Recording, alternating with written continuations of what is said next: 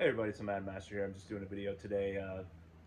Unfortunately, I fractured a ankle bone, minor fracture nevertheless. So I'm going to be out of commission from standing up. If you probably noticed that I'll be sitting down in a lot of these videos. I'm going to do some more computer videos too, which is where I film it on my computer. So those are naturally me sitting down, but this is from my phone. I'm just using this on my couch.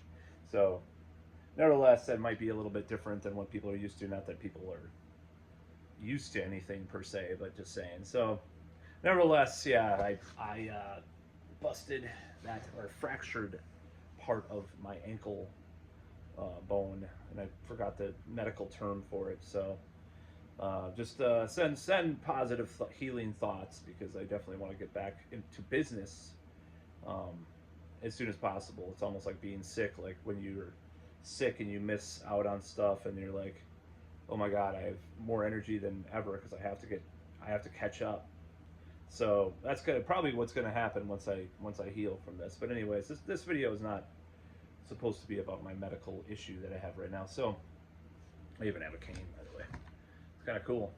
I tried crutches, I couldn't even stand them. So pun intended. Couldn't stand crutches. Ha ha ha. Get it? Uh, so nevertheless, I have a video I wanted to do, and I was watching. This might be a series of videos. I don't know. Matt McKinley, otherwise known as Quantum of Conscience, he wrote a book that I haven't read yet, but I bought it years ago. He's kind of a truth conspiracy kind of guy. Seems kind of a hermit. Lives in Philadelphia. Probably seen his videos on YouTube if you're into that sort of thing. And he's talking about this concept that for a while he's been talking about this concept, actually like 4 or 5 years, of the stalled century. And what he means by that is that whoever's in control, or the powers that be, or the for dark forces, or whatever you want to call it, are making it that we have to recycle the same stuff over and over again, music, culture wise, music wise, even like psychologically. And I kind of get where he's coming from. Now, there are new musical styles all the time. There's new movies that are good and original to some extent. Um, Now, on the level of what it used to be in the 60s, 70s, 80s, 90s, whatever, obviously there is a lack, there is a deficit of stuff that's come out that is on that level any longer. I mean, you have video game movies that are coming out, like the Minecraft movie. I guess video games are the closest to some kind of cultural uh, currency. Not currency, that wouldn't be the right word, but things that we have that are interesting in culture at this point, other than some books and some movies and stuff. But nevertheless, endless remakes, endless reboots, and he doesn't only mean like culture-wise, music bands that have been on tour. They're gonna be 100 years old and they're still touring and reunite and can't even do it anymore. They're just like propped up on stage, just like Ozzy Osbourne's going to be pretty soon, or unless that show already happened. Or, there's literally just, propping people up, just like Joe Biden was propped up, kind of. So, just the same people. I mean, Donald Trump is another one. I mean, we've heard about him for 50, close to 50 years. Um, all these cultural figures, there hasn't been like anybody to replace them on that level, other than maybe Elon Musk or Joe Rogan, or there isn't like a lot of new people out there or new things. So I I got this concept, and I thought it was pretty fascinating, and I'm not saying that it's necessarily true, but it seems like there's less change going on. There's more stagnancy. And case in point, let's talk about generations. So, let's say you were in a shopping mall in the 80s, and the music, the background music, what would you hear? You wouldn't hear swing big band music from 1940. 1940, 41 or 42 or something like that. You would hear, probably elevator music, quote unquote, actual music that they make manufactured for the mall, and maybe contemporary pop music, or maybe 70s or 60s music or whatever. But you wouldn't hear stuff that was like at that time 40 years old. Now you will hear you'll go everywhere and they'll be playing like Huey Lewis on the music in the background. They'll be there's some newer things they play, you know, or whatever, R&B or rap or whatever, but uh, for the most part, like a lot of the time, what you'll hear people playing is the same old thing over and over again. So this stalled century thing is pretty uh, seems pretty accurate to some extent. It's not the changes that have happened. Another thing that you can probably quantify from that is you can look at a lot of the same debates we're having politically are the same as like 35, 40 years ago. Now, for example, I was watching 21 Jump Street. I've been like kind of binge watching that show from the 80s, 21 Jump Street with Johnny Depp and everybody. And they were talking about like this Antifa guy that was like going to debate a Nazi on a radio show with this, you know, the Booker character, Richard Greco was filling it, you know, he's undercover trying to solve this guy's attempted murder or whatever. So some of the stuff the Antifa guy was saying, of course he had a mullet, he was not really like well, actually a lot of modern Antifa people probably have mullets too. So so what a lot of the stuff he said was just the same thing we say today, or he was like, oh, the Democrats are lesser than two evils and they're weak and, you know, feckless and hypocritical, and but the Republicans or whatever. I'm not making a political statement in this video. I'm just talking about what was brought up in this episode. Um, you know, the same thing, and the rise of the, you know, Fourth Reich under the right wing, racism, blah blah blah, and, you know, a lot of the same debates. There's no like transgender debates in the show that I've seen so far, but for the most part, like a lot of it's exactly the same type of like back and forth that we have today. And that was one thing. But then I read this book called Generation X, and it's not about the Generation X. Generation X was kind of named sort of, they were starting to be named after there's other concepts that people brought up called Generation X before, like the band Generation X. But this book by Douglas Copeland that came out in 1990. And what was weird about the book was that you read these people, about these people's lives, and it's not that much different than today. Like, other than people not being on cell phones, you know.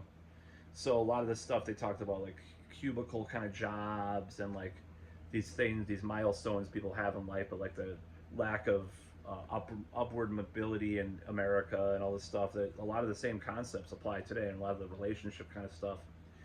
Whereas, like, I think if you went back to 1950, things would be completely different, or even 1920. And you read this book and you're like, this could have been written in 2010 or 20, maybe even 2020, not to mention 1990. If you just added a little more technology to it, and it's really revealing a lot of these terms. I might even do a review of this book on this channel because it's such a fascinating book, fascinating time capsule.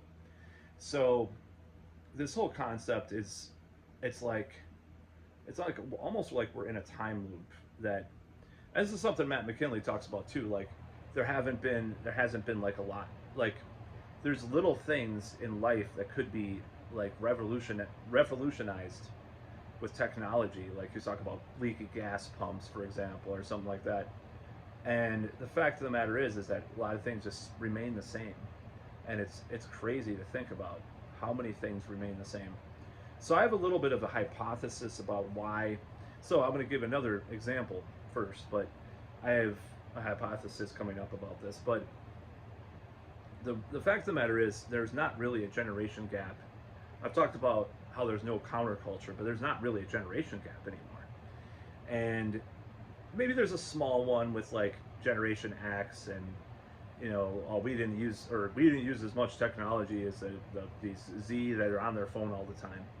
Okay, so maybe that's a little bit of something, but for the most part, like a lot of the same things, a lot of the same kind of styles are here. Like there's been videos about this on YouTube after Matt McKinley did these initial videos that are more mainstream YouTubers that talk about how the fashions haven't changed since the 90s really that all that much. It's just crazy how true this hypothesis of a stalled century is, and how just fascinating the whole concept is. So it's really strange to look at this as like we're kind of stuck in a time loop and nothing's really advancing that all that much. Um, Now there are things that are advancing and are different, but as far as the generation gap, you would have boomers versus greatest generation or silent generation, completely different ideologies of each generation. Whereas you have Generation X kind of morphs into generation or millennial morphs into Gen Z. You know, it's kind of a, it's not really, it was like a, peaks and valleys where it's just like the smooth kind of, you know, undulating graph a little bit. You know, it's not as extreme as it used to be with the different kinds of attitudes people have. I mean, talk about boomers. Boomers were kind of the transition into what we have now, actually. So I think what happened was in the mid '70s. I think it's economic as well. I think it's a class economic thing that's we're going through.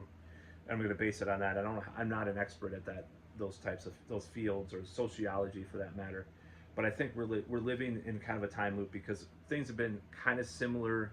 There've been similar things since like the early '70s. Maybe the gold standard, with Nixon taking us off the gold standard. I mean, you could say like all sorts of conspiratorial kind of red pilled kind of things about it, but we've been kind of living through this for a long time. There's like JFK was a death of innocence, and then nothing was the same after that, but we've been living in that same era sort of roughly for, 50, 60 years, which is pretty, I mean, 60 or maybe longer than that now. So it's kind of true. And that's the strange thing to look at with this whole concept, because other eras were way more different. Now we have, they were talking about on 21 Jump Street, like a rate. It was, if you just put the word, and I'm not. This is not a political statement about either side or anything like that. But they're talking about politics. They're talking about sexual harassment, a Me Too kind of thing. In a situation with the guy auditing the police station or whatever was, sleeping with one of the officers on the 21 Jump Street team, and they sexual harassment, Me Too kind of stuff. It's just the fact of the matter is that we're talking about the same stuff 40 years later. It's kind of a little bit odd to me that we're still, and this just could be just historic. History repeats itself. Could be that stuff too. But like this concept that we're in this like loop, like things are not advancing all that much in our history as much as they used to, there's probably some truth to it. And whether you have some like new age kind of conspiracy, kind of the stalled century Matt McKinley school of it, or it's an economic thing because we've been under the boot quote unquote of neoliberalism since the mid '70s. You could say it's some psychological thing that we're just we're eating the same whatever happened. You could go a lot of different ways with it, but fact of the matter is things have not changed that much. And that's why you have these generations that kind of cross over more so than previous ones too. So like you could have a Generation X parent go to a concert with their Gen Z or millennial child and enjoy the same concert, whereas like, I mean, I doubt my father could have taken my grandfather to go see the Doors or something. It's just very different, and things are slowing down so much. That's the whole thing. I think Anton LaVey once said like he didn't like metal because it still was based on that basic thing that Chuck Berry. What's the difference between Venom and Chuck Berry? He'd rather listen. I mean, there was a lot of other reasons. No racist things, by the way. He liked jazz and stuff. So, but just like the evolution hadn't really happened as fast as a lot of other styles of music. I don't necessarily agree with them, but it was like this kind of offhand remark about like Venom just talks about Satan, but like whatever. I don't know. He liked King Diamond as a friend and stuff, but nevertheless, I throw that in there. But like the differences between bands, I mean, there's still retro thrash bands that are playing every night across the world. They're still basing their sounds on 1985, 40 years ago. There's still trad metal bands. There's still, and synthwave is kind of a weird, like, that's a little bit of a niche, like, it's sort of futuristic, like it's sort of retro futuristic, but it's like sort of like taking some modern influences and mixing it with old school influences. But there really isn't anything that all that new. Gent. I mean, as much as I hate Gent, if we're talking about metal, I'm kind of rambling about music now. But as much as I hate Gent, at least it's something more new sounding. Well, Meshuggah's 30, 35 years old now, but at least it's somewhat of a new genre compared to these other genres that are being recycled over and over again. And that's yours truly as well. I keep writing traditional metal songs and, you know, power metal, prog metal, whatever. So it's things have really been stuck at a standstill with music. It hasn't really evolved like you would have thought it would by now necessarily. I mean, does it need to evolve? You know, it's a question too. Does it have to? You know, I'm not going to go into that, but I'm just saying, you know, we're still playing the same. You turn on the radio, or you look on Spotify playlists, and it's still a lot of the same artists. Yeah, there's some new like diva, fucking or rap, you know, auto tune rapper, whatever. It's popular, or some Sleep Token. No offense, I'm not a fan. You know, band like that or whatever. Ghost, even though I like Ghost, but I'm immediately gonna get some trolls. You like Ghost? If you watch this far, of course. I kind of like Ghost. Whatever. Fuck you. Um, so, nevertheless, it's just we're living in a stalled century of kind of a time loop where things just aren't really going that as fast as they used to, and it's like you look at like 1910 through 1945, for example. I mean, there was so much advancement. And yeah, there's these little gimmicky advancements called phones, or I mean AI. We'll see where that goes. Of course, I'm not going to rule that out, but you know, it's just it's just a strange time that we're having these, like, it's a strange that we're kind of going in this time loop circle, and there's no. I used to actually I heard some theory about this, and I thought it was Terrence McKenna talking about the end of novelty, but I think it's unrelated. But after a certain point, there's going to be nothing new coming out or whatever. I don't remember who said this, some kind of new age philosopher. It's some kind of spiritual thing that happens or whatever. But it seems like we're kind of there now. So, I mean, there's nothing new under the sun. All these cliches could apply. So yeah, we're living in a stalled century. There's going to be things a lot different. Things are a lot different in some ways, right? But things are kind of being recycled to a nauseating extent. So that's about all.